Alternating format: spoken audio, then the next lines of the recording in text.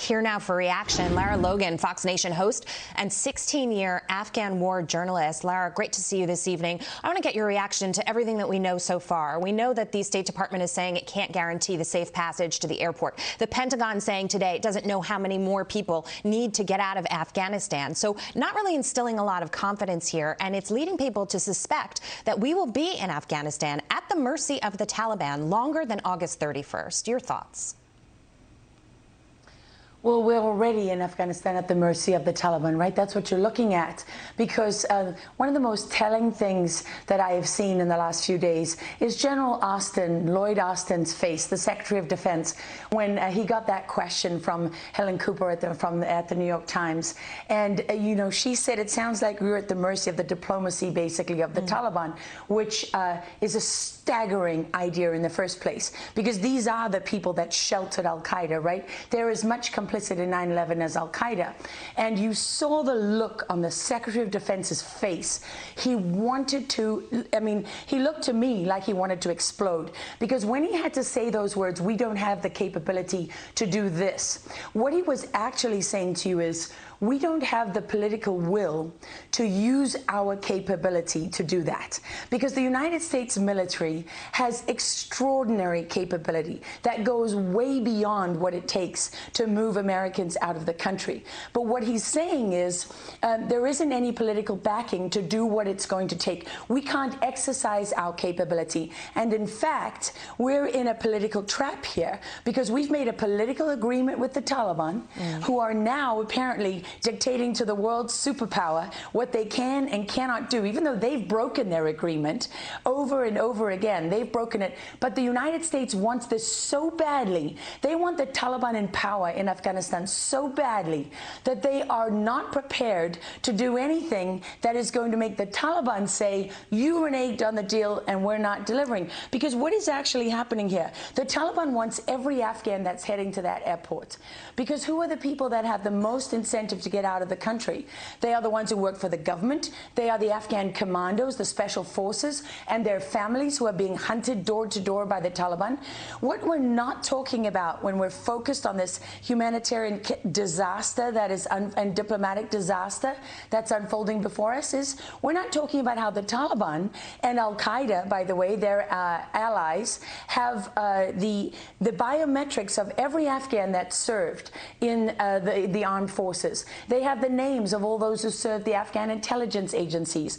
They have everything, and so that means so does Pakistan, because Pakistan controls everything that the Taliban do. The Taliban leadership is in Pakistan. The Taliban finances them. They recruit for them when they're wounded. Where do they go to be treated? They go across the border into Pakistan's hospitals, and they're treated for nothing in Pakistan. So Pakistan controls everything. That means Pakistan has access to everything.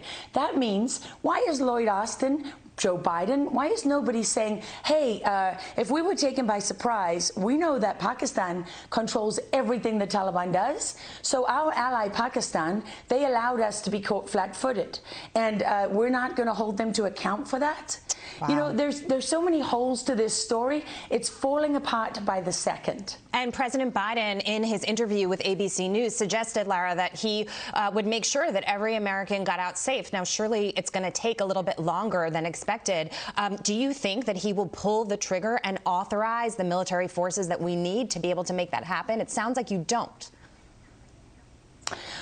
Well, I never presume to know what the President of the United States is thinking or not thinking, right? But what I do, I mean, as a journalist, my job is to look at what we do know.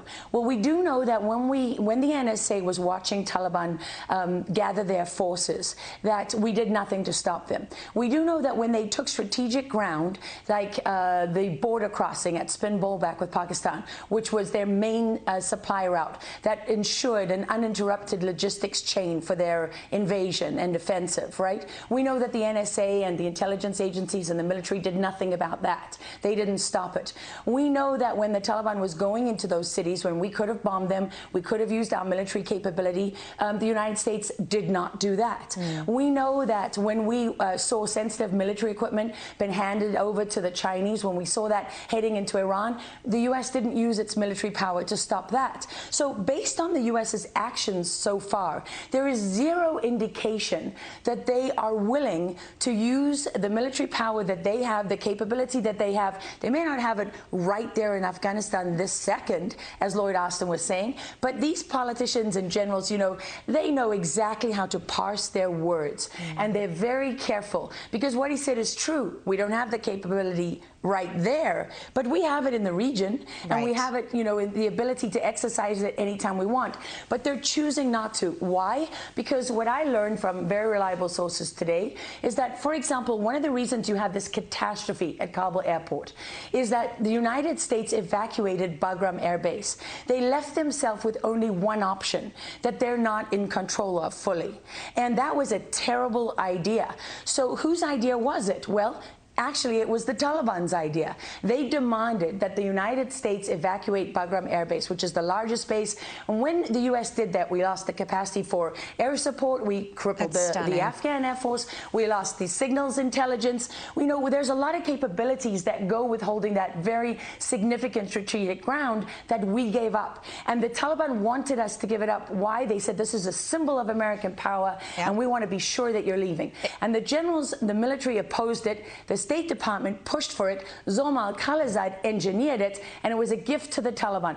And the impact, the strategic impact, was so great that many of those Afghan cities that you saw fall in such a short period of time, that was because of the evacuation in the middle of the night of Bagram Air Base. But make no mistake, you do not take over a country. Even the Taliban doesn't take over a country in 11 days. This happened over a long period of time, and the U.S. military didn't miss it. They didn't do anything about it because the combined U.S. government, the political decision was that we're getting out and we're making this deal with the Taliban that we are under no pressure to make, because we could withdraw anytime we want. And instead of getting everyone out before you handed over Bagram Air Base, what did you do? You gave away some of your most strategic capability and ground to your enemies, and then you put yourself at their mercy. I mean, I don't think anybody is that stupid. It's amazing the way you describe it, because there are so many people saying this administration had no strategy, but really they do have a strategy. It's unthinkable to many people. Lara, thank you so much for laying it out for us. Really appreciate your time tonight. And I want to make sure you all watch part 1 of the new season of Lara Logan Has No Agenda. That's 21st Century Terrorism Revealed. This is at Sunday at 10 p.m. Eastern on Fox News Channel. You can also watch it on foxnation.com after it airs live.